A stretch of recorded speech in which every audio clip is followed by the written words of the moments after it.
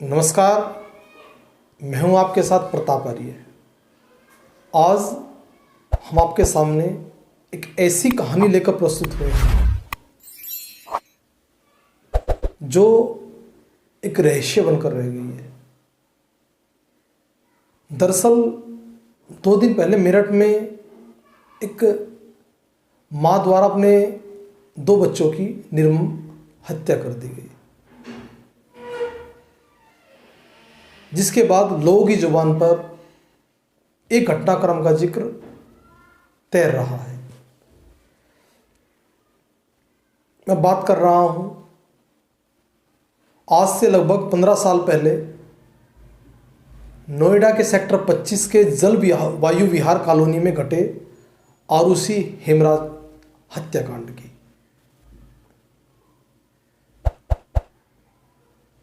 जिसमें ये देश का एक पहला ऐसा केस था जिसमें देश की सर्वोच्च संस्था सीबीआई भी इस केस को खोलने में, इसकी परतें हटाने में नाकाम रही और ये केस दिन प्रतिदिन कमज़ोर होता गया और एक रहस्य बनकर आज रह गया है। नोएडा पुलिस ने सबसे पहले इस केस की जांच की। उसके बाद 2 जांचें सीबीआई द्वारा की गई, 2 आईओ इसमें गठित किए गए और दोनों की जांच रिपोर्ट सीबीआई कोर्ट में पेश की गई। दोनों आईओ की जांच रिपोर्ट में समानता नहीं थी, जबकि जो बाद वाले आईओ थे कौल साहब और जो नोएडा पुलिस थी, उसकी थ्योरी कहीं ना कहीं मिलती जुलती थी।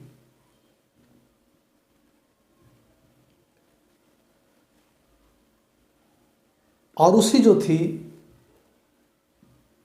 उसका एक हंसता खेलता परिवार था। जलवायु विहार के A72 जो फ्लैट हाउस था,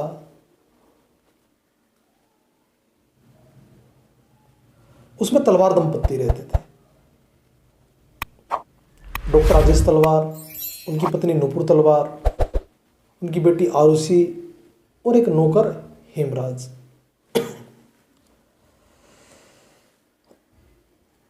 डॉक्टर राजेश तलवार एक दंत चिकित्सक थे, डेंटिस्ट जिसको हम कह सकते हैं, जो 15 मई सन 2008 की रात लगभग 11 बजे का एक घटनाक्रम था। वो बैठे अपने कमरे में लैपटॉप पर कुछ काम कर रहे थे। अचानक उनका जो वाईफाई था, इंटरनेट जो था, वो बंद हो गया। तो वो वाईफाई यूज करने के लिए अपनी धर्मपत्नी नूपुर तलवार के साथ, दरअसल आरुषि के जो पिता थे डॉक्टर राजेश तलवार और नूपुर तलवार, ये एक ही कमरे में रहते थे। एक कमरे में आरुषि रहती थी और एक कमरे में जो उनका नौकर था हेमराज रहता था। तो दोनों पति पत्नी अपनी बेटी के कमरे में जाते हैं और उसी के लैपटॉप को वो यूज़ करना शुरू कर देते हैं। और वो जो राजेश तलवार थे वो उनको कुछ मेल भेजने थे, वो मेल भेजने लगते हैं। लगभग आधा घंटे का वो समय लेते हैं। इस दौरान माँ बेटी बैठी आपस में बात कर रही थी। अपने काम को ख़त्म करने के बाद वे दोनों लोग अपने कमरे में चले जाते हैं और लेट जाते हैं।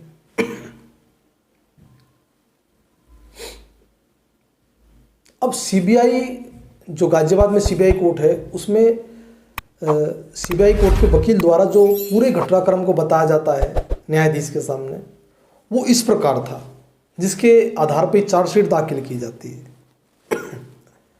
उसी को मैं आपके सामने बता रहा हूँ। सीबीआई कोर्ट में कहती है कि लगभग रात के 12 बजे राजेश तलवार को कुछ आवाज़ सुनाई देती है और वो उस आवाज़ को सुनने के लिए उठकर अपने नौकर हेमराज के कमरे की तरफ जाते हैं। वहाँ पर वो देखते हैं कि हेमराज अपने कमरे में नहीं है, तो वापस अपने कमरे की तरफ लौटने का प्रयास जो कर रहे थे, तो रास्ते में उन्हें फिर से आवाज़ सुनाई देती है। अब वो अपनी बेटी आरुषि कमरे तरफ जाते हैं।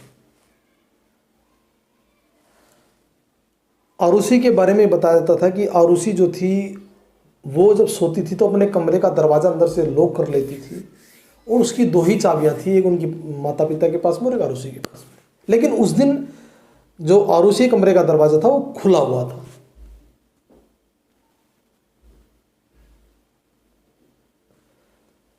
तब डॉक्टर राजेश तलवार अपनी बेटी के कमरे की तरफ बढ़ते हैं तो देखते हैं कि उसका दरवाज़ा खुला है। तो अंदर झांक कर जो वो देखते हैं तो बेड पर आरुषि और वो नौकर जो हेमराज था वो आपत्तिजनक स्थिति में थे। ये सीबीआई कोर्ट का वकील जो है वो बता रहा है, जो चार्जशीटें बातें लिखी गई हैं। ऐसा देखते ही डॉक्टर राजेश तलवार आग बबूला हो जाते हैं और वो चुपके से किचन के बराबर में रखी हुई गोल पिस्टिक उठा कर लाते हैं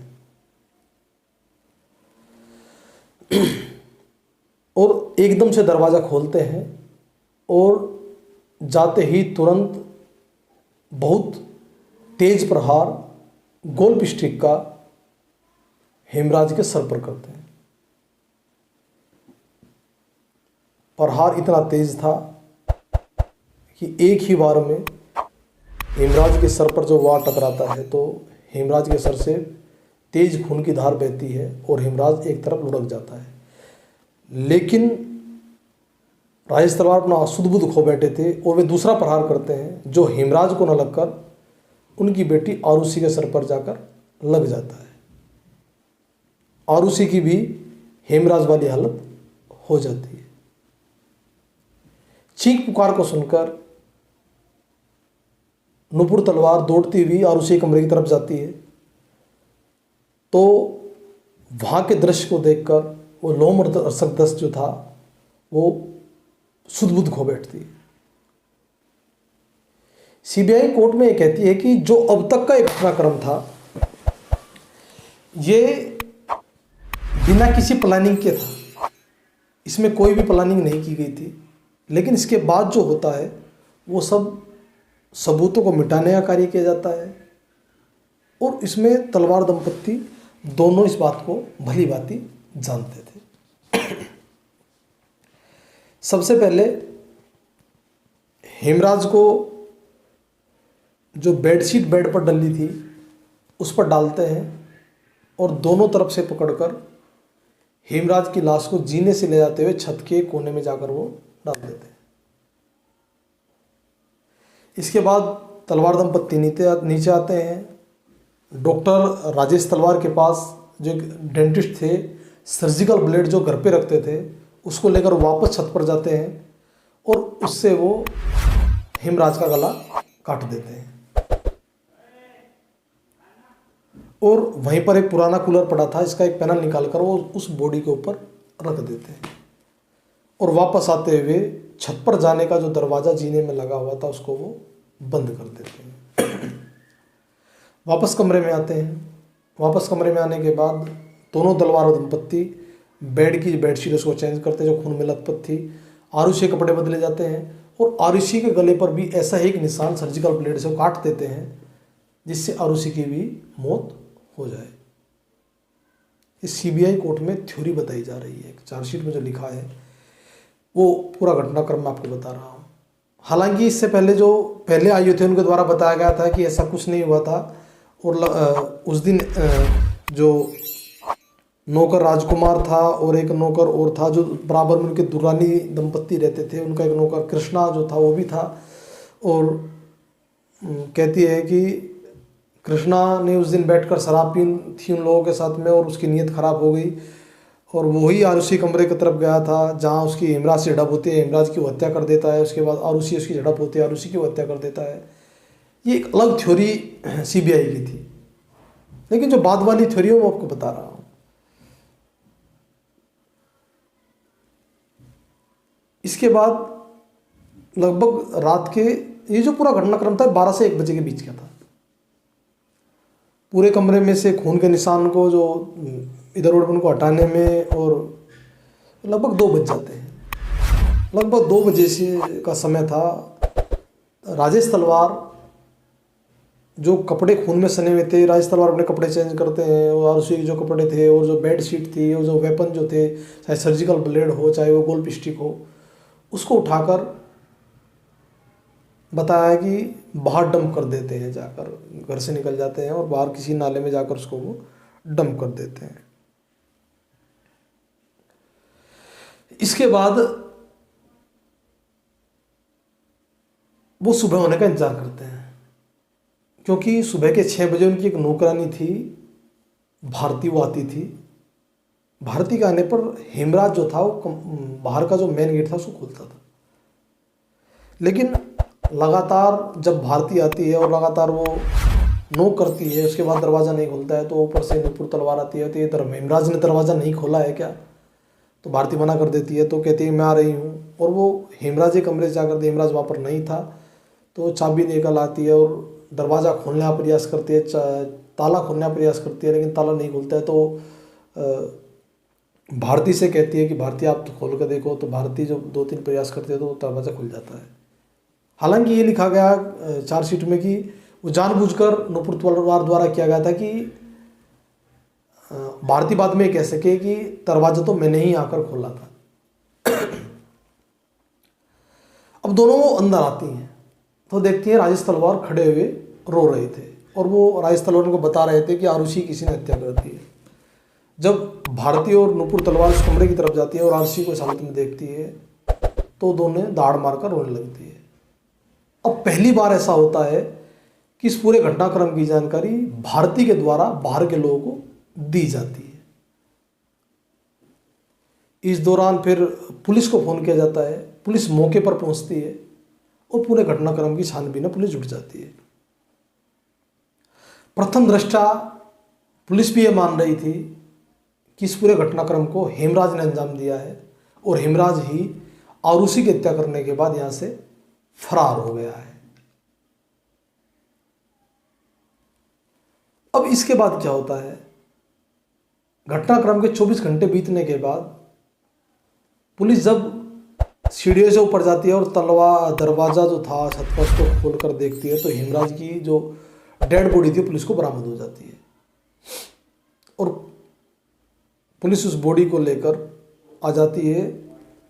अब शक की जो सुई थी तलवार दंपत्ति की तरफ घूम जाती है। 23 मई 2008 को तलवार दंपत्ति को आरुषि और हेमराज की हत्या करने में गिरफ्तार कर लिया जाता है। जब ये पूरा घटनाक्रम घटता है तो जनता के अंदर पूरा रोष होता है और जनता चाहती है कि इस मामले की सीबीआई जांच हो। सूबे में मायावती की सरकार थी।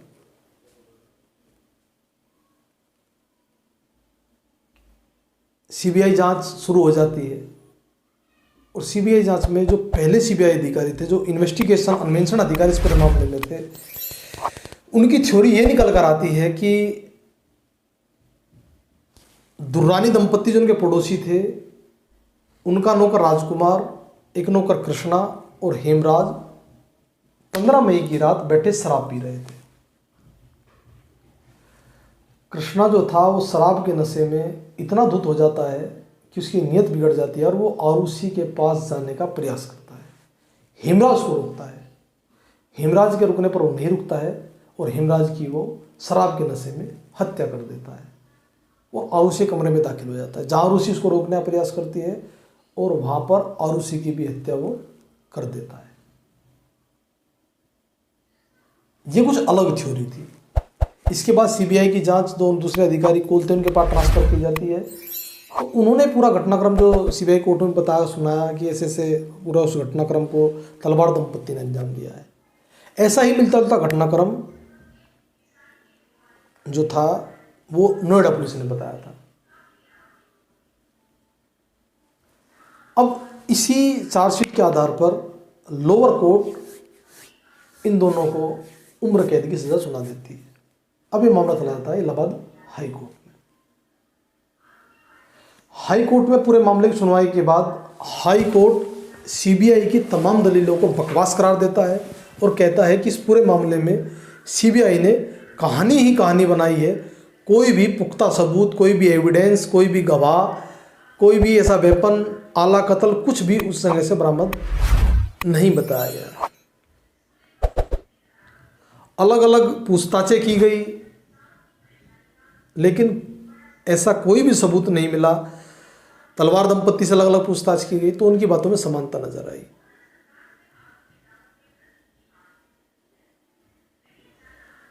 सीबीआई की जांच में एक झोल ये था, सीबीआई एक तरफ तो ये कह रही है कि लगभग 2 से 3 बजे राजेश तलवार घर से बाहर निकलते हैं और उन सारे सामान को डंप कर आते हैं, और दूसरी तरफ कह रही है कि 12 से सुबह 6 बजे तक के बीच कोई भी ना तो मकान से बाहर गया है ना ही कोई अंदर आया है। अब इलाहाबाद हाई कोर्ट इन तमाम जो चीज़ें थे उसको मद्देनजर रखते हुए 2013 में तलवार दंपत्ति को जो था उनको सजा हुई थी और 2017 में उनको दोनों को वो बरी कर देता है। अब सीबीआई पर सवाल उठने शुरू हो जाते हैं। हालांकि दिल्ली पुलिस के एक जांच ऑफिसर थे, उनका कहना था कि अगर सच में ऐसा हुआ है कि तलवार दंपत्ति ने ही हत्या की है तो ये मान लेना चाहिए कि तलवार दंपत्ति से बड़ा अभिनयकार, एक्टर इस धरती पर दूसरा कोई नहीं है। अब मामला सुप्रीम कोर्ट में है, लेकिन कोई भी ऐसा पुख्ता सबूत किसी के पास नहीं है जो ये सिद्ध कर सके कि हत्या क्यों हुई है। किसी के बारे में इस स्तर तक पहुंचने के लिए कि वो उसका चरित्र कैसा है, उसके आसपास के लोगों से पूछा जाता है, समाज से, विद्यालय में पूछा जाता है, उसके सहेलियों से, उसके दोस्त से पूछा जाता है। तमाम प्रयास पुलिस द्वारा किए गए, लेकिन ऐसा कोई भी बात पुलिस के सामने निकलकर सामने नहीं आई कि आरुषि के जो चरित्र था वो कहीं भी कोई उसमें कुछ खामियां थी, कोई भी गलती आरुषि ने उससे पहले की थी। ना ही हेमराज के बारे में ऐसी कोई बात निकल कर सामने आई। अब आप लोगों से मेरी अपील है, आप लोगों के सुझाव हमको हिम्मत देते हैं, हमको सकारात्मकता देते हैं। तो कमेंट के माध्यम से आप हमें सुझाव दीजिएगा और बताइएगा आप क्या समझते हैं घटनाक्रम किस कारण से घटा था, ये हत्याएं क्यों की गई, किसके द्वारा की गई।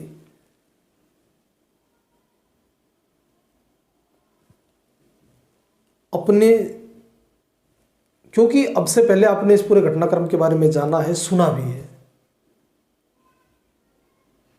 तब सबके लिए नमस्कार।